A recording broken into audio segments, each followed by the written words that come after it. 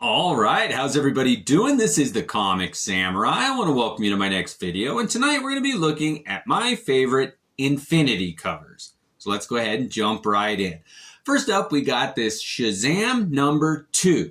And when they reintroduced Captain Marvel into the DC universe, they started off with a bang. And I love those comic covers that have a repeating image. And you'll see that they used a photograph, black and white, and then colored it. And that always gave it kind of a weird look to me. But you'll see that there's a repeating image of that cover in one of the characters' hands. And I just love when they employ that gimmick of a repeating image. Next up, we got Time Twisters #2. Now, this was put out by Quality Comics, and it's got a funny image there on the cover of a character reading a comic book cover, and the next one's a character reading a comic book cover, and the next one, and the next one. I love that.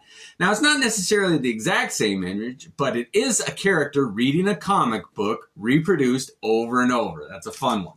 Next up, we got Fantastic Four #282. John Byrne tried his hand at a repeating comic cover, and this one, the image of the Fantastic Four minus Ben Grimm's Thing, but plus She-Hulk there, repeated into infinity, shrinking down there. I love that effect. Now, John Byrne did try experimenting with those kind of effects, and I think this one was a great success.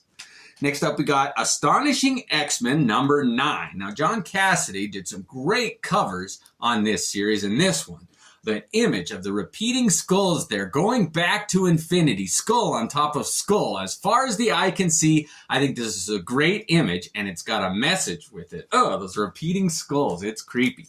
Next up, we got Magnus Robot Fighter #29, and Valiant wasn't going to be left behind. They had to do an infinity cover, and on this one, you got all those robots that Magnus has got to fight all the way back to infinity, repeating and repeating like it's a never-ending battle. Magnus Robot Fighter, forever at war with the robots.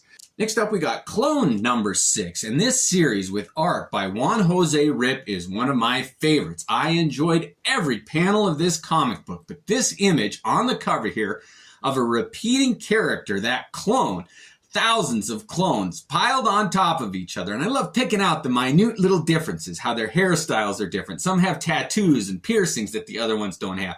A different haircut, facial hair, all those little things. You can just take your time and interact with this cover and find those little differences. And I love that in a comic book cover. Next up, we got Animal Man #12, and Brian Boland is the master of those MC Escher type repeating images. In this one, all those different animal men on top of each other there. And again, you can find all those little differences. Some have a different facial expression, or some wearing different goggles, different costume, hair. I love them. And they're kind of interacting with each other. That's a fun one.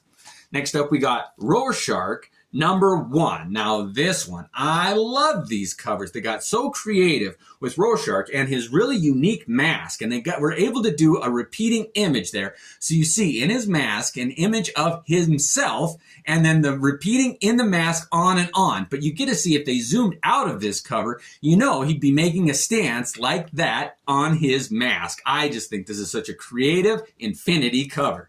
Next up, we got Jab #3. Now, this one is one of the funnest interactive repeating covers, infinity covers. I love this one, where they have an image of a comic book collector holding a comic book, and it just repeats and repeats and repeats. But the thing about this one is that there's a bullet hole right in the middle through all of the repeating infinity covers there. And it's so fitting because the bullet hole plays a part in the integral story of this comic book here. And in this one, they did happen to have the .22 caliber shell for the bullet casing that they shot this comic book with. That's a lot of fun. All right, I always save the best for last, and I started off with the Shazam, and I'm going to wrap it up with Shazam #6 here. And this is another one of those black and white covers that they added color to, and this one is so wonky. You got those kids again sitting around with Captain Marvel as he reads them a story. And what story is he reading them?